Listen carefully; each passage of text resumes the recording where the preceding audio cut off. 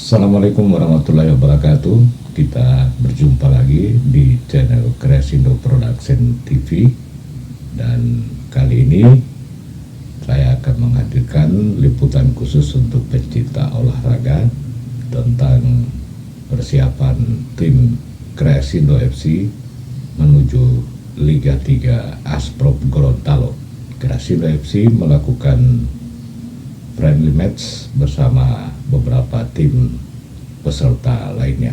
Mari kita lihat.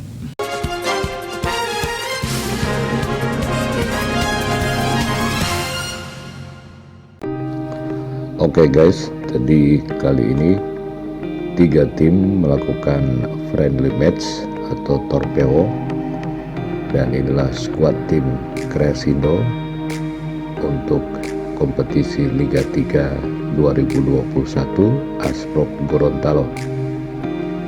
Dan 3 tim yang akan melakukan laga uji coba, dan ini tim pertama Cresindo akan melawan Telaga Biru. Inilah kapten dari kedua tim dan wasit.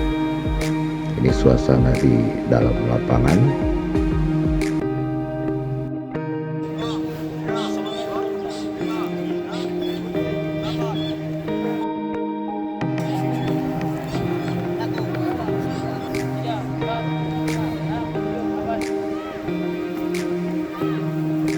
Dua, tiga, 4, 5, 6, 7, 8.